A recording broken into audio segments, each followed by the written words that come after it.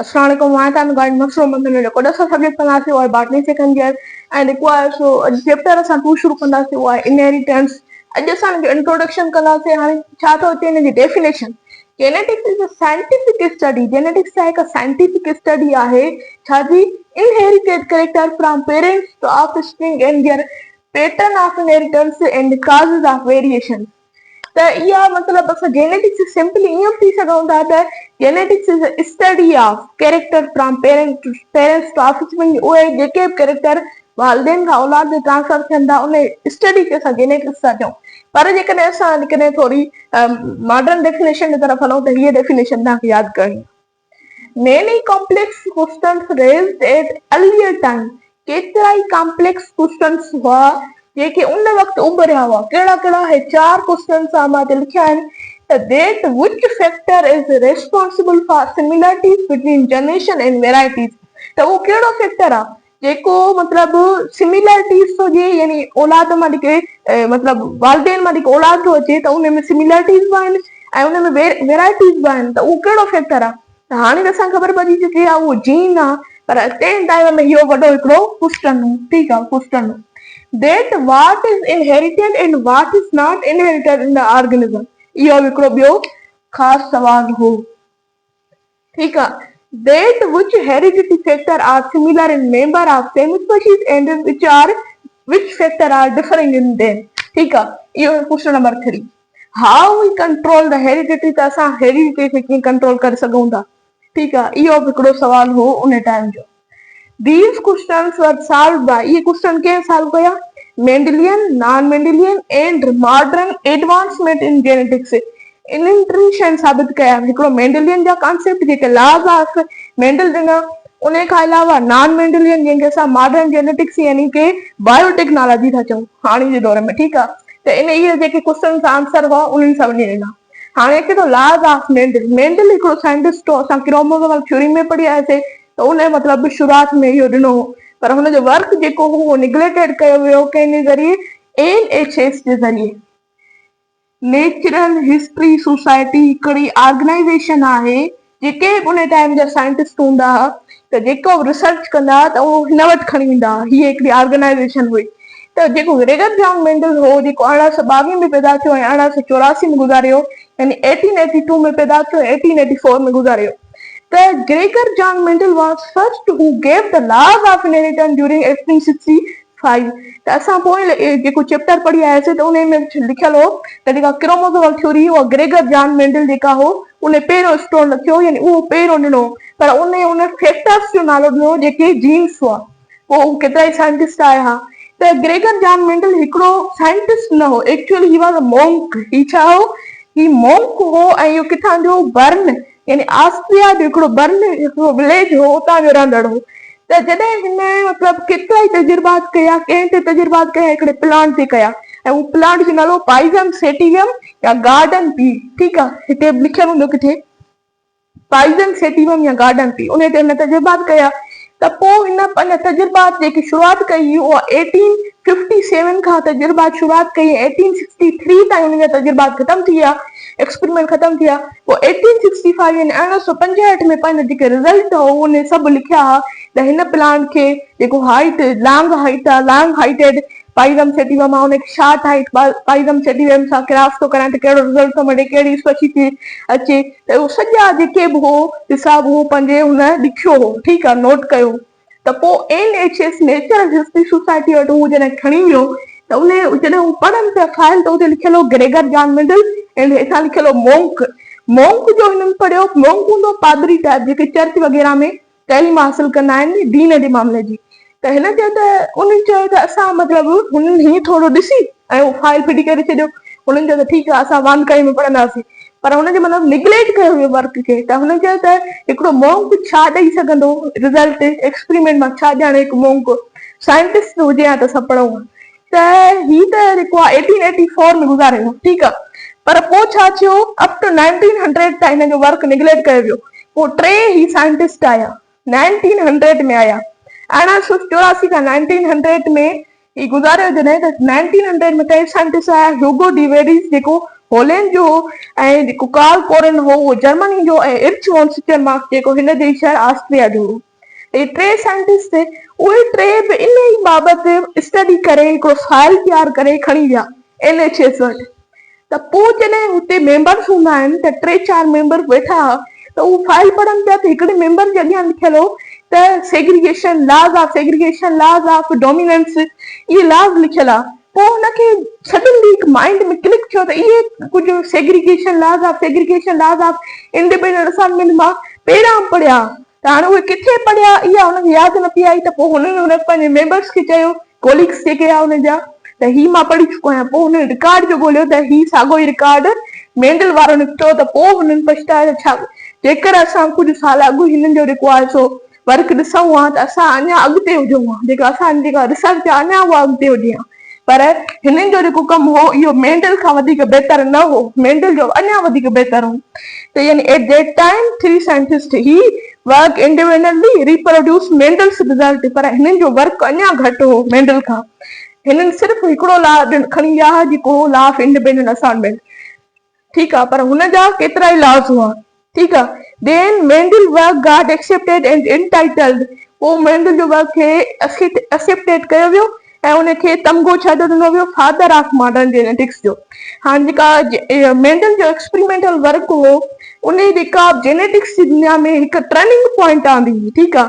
हाणे असां ॾिसंदासीं त इहो उन वर्क कीअं कयो ऐं कहिड़े तरीक़े सां कयो, उनजो मेथड छा हो। अचो त उहो पढ़ो। Work of Gregor John Mendel. Mendel performed various experiments or Python sativum or garden key for hybridization processes. In order to understand his work, we must understand these two things. Choice of material, then material केड़ो इस्तेमाल कयो, and method of study, त हुन कहिड़े तरीक़े सां उहा study अंजाम ॾिनी, ठीकु आहे। Number 1, choice of material. He chooses different varieties of garden tea or Python sativum for his experimental work, which played great role in the success of Mendel.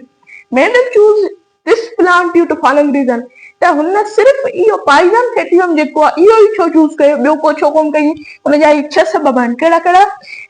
These plants easy to cultivate, यानी इहे plant जेके आहिनि उहे मतिलबु cultivate करण खे पोखणु तमामु घणो आसान आहे। हिन में न मतिलबु वॾी मशीनरी वग़ैरह जी ज़रूरत आहे, सिर्फ़ु थोरी मिटी जी ज़रूरत आहे ऐं उहो प्लांट हुनखे कल्टीवेट करण जे लाइ। These are annual plants. Number 3, these are self-pollinated. ये छा self-pollinated, यानी pollination में जेका थींदी आहे वो self थींदी आहे। And cross-pollinated can only be takes place in artificially, ठीक आहे।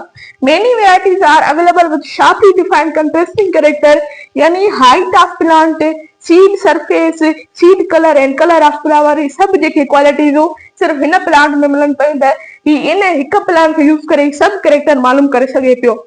These results hybrids are fertile, यानी उन्हनि जा जेके हाइब्रिड्स थियनि पिया, रिज़ल्ट अचनि पिया, यानी ऑफस्प्रिंग थिए पियो, उहे छा हुजनि, फर्टाइल पिया थियनि, ठीकु आहे। He was not a pure biologist, so he avoided complexity which troubled earlier workers. जेके बायोलॉजिस्ट आहे, प्योर बायोलॉजिस्ट, उहे ओवर कॉन्फिडेंट थी हलनि पिया त उहे किरी पिया पवनि। सो ही प्योर बायोलॉजिस्ट न हो, ही मोंक हो एक्चुअली। सो ही हर कदम बाक़ाइदे ध्यान सां सोची सम्झी पियो खणे त जीअं मां इन ओवर कॉन्फिडेंट बायोलॉजिस्ट वांगुरु फेल न थी वञा। इहो ई हो हिन जो चॉइस ऑफ मटीरियल। हाणे आहे मेथड ऑफ स्टडी। नंबर 2 आहे method of study. Method of study में मेंडल छा कयो, first step of his experimental work was to develop true और pure breeding varieties of pea plant. पहिरां हुन छा कयो, माने एक्सपेरिमेंट में त हुन ट्रू या प्योर ब्रीडिंग वेराइटीज खयूं इन प्लांट जूं, जंहिंखे असां पाइजम सेटिवम या गार्डन टी प्लांट था चऊं, ठीकु आहे। त ट्रू या प्योर ब्रीडिंग वेराइटीज मां मतिलबु छा आहे, इहो बेटा लिखियल आहे। ट्रू और pure breeding plants are those plants, ये केड़ा प्लांट्स हैं which produce all offspring of their own phenotype, जेके वो offspring यानी कि असां हाइब्रिड चऊं वो प्रोड्यूस था कनि, उहे सभु छा आहिनि, उन्हनि जा ओन फिनोटाइप्स आहिनि। हाणे ठीकु आहे। He started his work by planting seeds of tree plant with many contrasting characters. असांखे जीअं त पोएं लेक्चर में मतिलबु पोयां पढ़ी आयासीं त इन वटि तमामु घणा कंट्रास्टिंग कैरेक्टर हा, जीअं हाइट हुई प्लांट जी, कलर प्लांट जो सीड कलर हो, ऐं उन खां अलावा त सीड जो शेप हो, ठीकु आहे, त उहो राउंड आहे या रिंकल आहे, कलर आहे त वाइट आहे या पर्पल आहे, ऐं इन कॾहिं हाइट आहे त उहो ट्राल आहे या ड्राफ आहे, ठीकु आहे। अहिड़ी तरह सां ठीक है, character such as flower color, plant height, seed color and seed shape. ठीक है, as a result he got pure or true breeding varieties of these plants. तो उन्हें छा नतीजे में पायो true या breeding varieties of these plants पायो. ठीक है, then Mendel crossed the plant of contrasting character to see pattern of inheritance in the next generation. त पोइ मेंडल छा कयो, इनखे क्रॉस कराए प्लांट्स के जेके कंट्रास्टिंग कैरेक्टर वारा हुआ छा ॾिसण जे लाइ पैटर्न ऑफ इनहेरिटेंस जेका F1 जनरेशन में ॾिसण जे लाइ, यानी फर्स्ट फिलाइल जनरेशन में. For example Mendel found that cross between purple and white flower resulted are purple flower in the F1 generation while second did not show itself at all. यानी ईअं तव्हां न सम्झंदव, जेकॾहिं तव्हां सम्झो त ही हिकिड़ी शइ आहे, ही आहे टाल जो. ठीक आहे, टाल हिनखे न क्रॉस करायो ड्राफ्ट सां. ठीक आहे, या असां ॿियो कुझु था खणी सघूं, आर था खणूं, आर कैपिटल ही आर स्मॉल. हिननि खे जॾहिं क्रॉस करायो त जेको ही छा आहे, ही होमोजाइगस आहिनि, ही होमोजाइगस है. ठीक है, या तव्हां ॻाल्हि सम्झो था, ही होमोजाइगस हे प्योर आहिनि. ठीक आहे, हे प्योर. हाणे इन्हनि छा प्रोड्यूस कयो, इन्हनि हिकिड़ो आर कैपिटल ॿियो आर स्मॉल. ठीक आहे, त इहो छा थी वई, हेटरोजाइगस कंडीशन अची वई. हे प्योर न आहिनि, हे हाइब्रिड आहिनि. ठीक आहे, ऑफ स्प्रिंग आहे. त छा था चवनि त हिकिड़ो छा थी वियो, पर्पल फ्लावर सिर्फ़ु नज़र पियो अचे, जेका नेक्स्ट जनरेशन जी आहे F1 generation, first filial generation. इनमें सिर्फ पर्पल फ्लावर, यानी जेकर मां हिनखे टाल थो ॿुधायां, ही ड्राफ्ट टाल ऐं ड्राफ्ट खे जॾहिं क्रॉस करायो न त सिर्फ़ कहिड़ो जीन एक्सप्रेस थियो, टाल वारो जीन एक्सप्रेस थियो. पर जेको ड्राफ्ट वारो हो उहो एक्सप्रेस न थियो, किथे बि एक्सप्रेस न थियो. जॾहिं राउंड ऐं रिंकल खे कराए वियो क्रॉस त राउंड सिर्फ़ एक्सप्रेस थियो, राउंड सिर्फ़ नज़र आयो, रिंकल नज़र न आयो. अहिड़ी तरह सां ही दस formulated the law of dominance. हिन छा चयो त इहो लॉ ऑफ डोमिनेंस खे ॾिनो. त छा चयईं त डोमिनेंस यानी जॾहिं असां ॿिनि अलॻि अलॻि कंट्रास्टिंग कैरेक्टर वारे खे क्रॉस था करायूं त जेको हाइब्रिड थिए थो, ठीकु आहे, या ऑफ स्प्रिंग पैदा थिए थी ॿिनि पेरेंट्स जी, त उन में हिकिड़ो छा आहे, ॿिए जे मथां डोमिनेंट आहे. ठीक है, फर्स्ट फिलाइल जनरेशन में. पर अॻिते हली करे हिन पंहिंजो लॉ ऑफ डोमिनेंस खुद ही खत्म करे छॾियो, छाकाणि त सिर्फ़ law of dominance F1 generation ताईं हो. F2 जनरेशन कराइजे पई त उन में मुख़्तलिफ़ रिज़ल्ट पियो अचे, त हिन लॉ ऑफ डोमिनेंस खे खत्म करे छॾियो. त jean which is express in heterozygous condition, यानी टाल वारो जीन जेको हेटरोजाइगस कंडीशन में एक्सप्रेस थियो, is refer to a dominant jean. हिनखे डोमिनेंट जीन चयो वियो ऐं हिनखे कैरेक्टर जेको कंट्रोल पियो करे उनखे डोमिनेंट कैरेक्टर चयो वियो. ठीक है, dominant gene and the character which control it is called dominant character. The gene which remain hidden, यानी ही जो ड्राफ्ट वारो जीन आहे ये हिडन पियो रहे, अनएक्सप्रेस्ड पियो थिए, त इनखे न रेसेसिव जीन चयो, रेसेसिव जीन. ठीक आहे, हेटरोजाइगस कंडीशन वारो. ठीक आहे, रेसेसिव जीन ऐं जेको उनखे कैरेक्टर कंट्रोल थो करे उनखे रेसेसिव कैरेक्टर चयो. पोइ हिन छा कयो, पोइ मेंडल हिननि खे मतिलबु ख़ुदि मुख्तियार छॾियो त जीअं हे पाण में सेल्फ फर्टिलाइज़ेशन कनि. ठीक आहे, टाल ऐं जेको टाल आहे सिर्फ़, ठीक आहे, टाल वारा ही सिर्फ़ टाल प्रोड्यूस ही थिया. ठीक आहे, हीब टाल. हिनखे मेंडल छा कयो, सेल्फ फर्टिलाइज़ेशन जे लाइ छॾे ॾिनो. ठीक आहे, हिते लिखियल हूंदो, Mendel then sowed the seeds of F1 generation and resulting plant were allowed to self fertilize to produce seeds of F2 generation. यानी नेक्स्ट जनरेशन खे ॾिसण जे लाइ हिननि खे सेल्फ फर्टिलाइज़ेशन जे लाइ छॾियो. Then he found that the seeds of F2 generation in second fly generation में छा ॾिठो, the both yellow and green, both tall and draft, both round and wrinkle appeared in the ratio of 3:1. पोइ हिन ॾिठो त जेका F2 generation हुई उन में 3:1 सां टाल ऐं डार्क छा थिया, एक्सप्रेस थिया. यानी हिकिड़ो टाल, ॿियो बि टाल, टियों टाल, हिकिड़ो जेको आहे उहो डार्क. ठीक आहे, 3:1 इनखे चइबो अथव. पोइ हिन पंहिंजी थ्योरेटिकल एक्सप्लेनेशन ॾिनी जेका हिन एक्सपेरिमेंट कयो in the form of law of segregation. हाणे लॉ ऑफ सेग्रीगेशन छा थो चवे, अचो त उहो पढ़ो. Law of segregation, this law is also called universally accepted law of inheritance, यानी हिनखे सॼी दुनिया हिनखे क़बूल कयो. This law is also called as law of separation और law of purity of gametes. This law states that you when a pair of contrasting character is brought together in an individual, यानी pair of contrasting character जेको आहे together जेकॾहिं हुजे यानी अहिड़ी तरह जेको रिज़ल्ट निकिरे पियो F1 जनरेशन जो, ठीकु आहे, दे नाइदर मिक्सअप, हे न ई पाण में मिक्सअप थींदा, न ई हिक ॿिए खे अफेक्ट कंदा, nor affect each other, but during gamete formation, पर जॾहिं गेमेट फॉर्मेशन थींदो, ठीकु आहे, गेमेट फॉर्मेशन थींदो, genes for each contrasting character separate and pass into different gametes, यानी ही हिक ॿिए खां सेपरेट थींदा ऐं ॿिए मतिलबु जीन में गेमेट्स में ट्रांसफर थींदा, यानी अहिड़ी तरह सां। हाणे single trait inheritance, Mendel formulated this law obtaining result from single trait inheritance, ऐं सिंगल ट्रेट इनहेरिटेंस छा आहे, Mendel studies inheritance of single trait इन मोनोहाइब्रिड क्रॉस। हाणे वरी मोनोहाइब्रिड छा आहे, the cross in which two parents are different in one character, जॾहिं cross कराए वञे ॿिनि पेरेंट्स खे ऐं उन्हनि में छा हुजे, सिर्फ़ु हिक ई मतिलबु कैरेक्टर में फ़र्क़ु हुजे त असां हिनखे मोनोहाइब्रिड क्रॉस चवंदासीं, ऐं जेकॾहिं ॿिनि में आहे त डाइहाइब्रिड क्रॉस, जेकॾहिं टिनि में मतिलबु कैरेक्टर में डिफरेंट आहे त ट्राइहाइब्रिड क्रॉस, अहिड़ी तरह सां। The ratio obtained in F2 generation of monohybrid cross is called monohybrid ratio.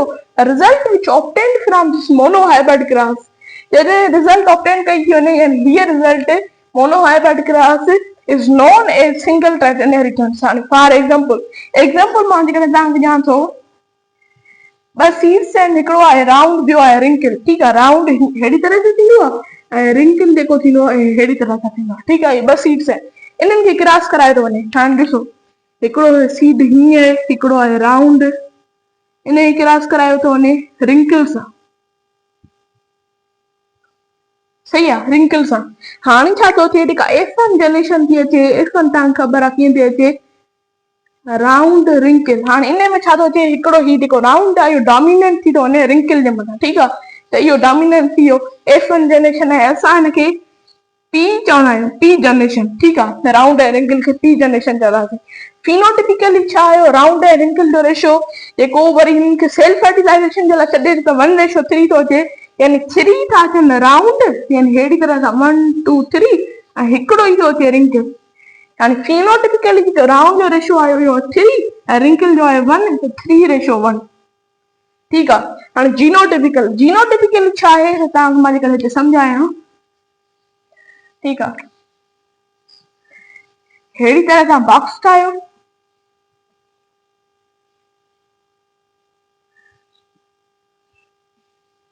ठीकु आहे। हाणे तव्हां ॾिसो त हिते लिखो R ऐं हितां लिखो स्मॉल r, ठीकु आहे, बॉक्स थोरो वॾो थी,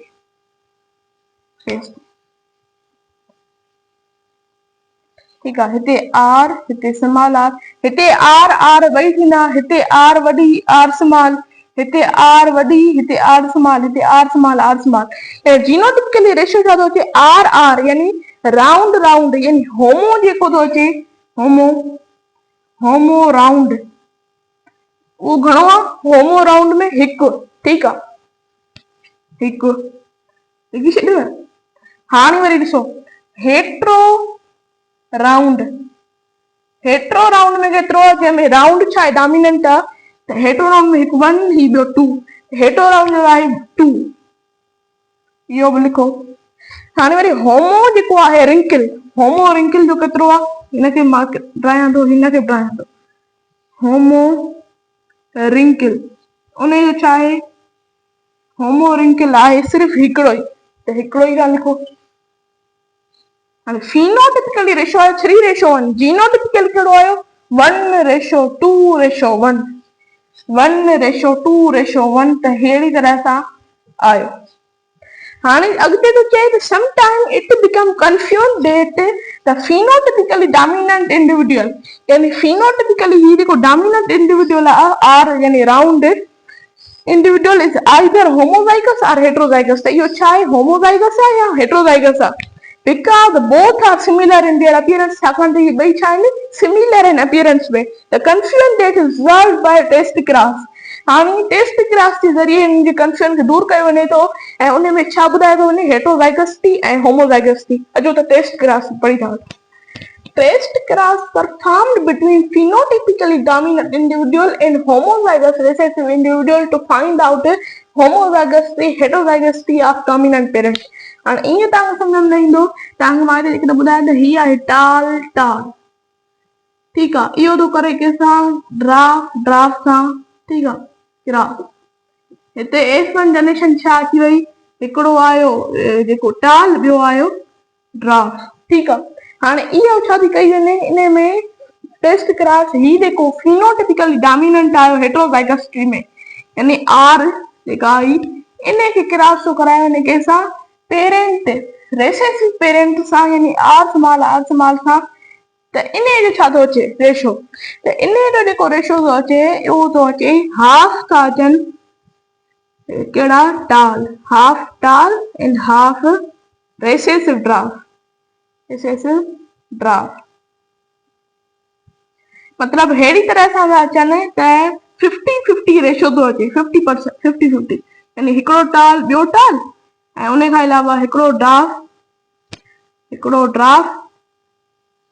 ऐं ॿियो ड्राफ्ट, वरी हिकिड़ो टाल, ॿियो बि टाल, वरी हिकिड़ो ड्राफ्ट ऐं ॿियो बि ड्राफ्ट। अहिड़े तरीक़े सां रेशो पियो अचे 50-50। त इहा ट्रेस क्रॉस कराई वई होमोजाइगसिटी ऐं हेटेरोजाइगसिटी मालूम करण जे लाइ। उम्मीद आहे तव्हांखे हिन लेक्चर मां तमामु घणियूं ॻाल्हियूं तव्हां सिखिया हूंदो। जेकॾहिं तमामु घणियूं ॻाल्हियूं सिखायो त इंफॉर्मेशन तव्हांखे हासिल थी आहे त मुंहिंजे लेक्चर खे ज़रूरु लाइक कयो, मुंहिंजे चैनल खे ज़रूरु सब्सक्राइब कयो। अल्लाह हाफ़िज़।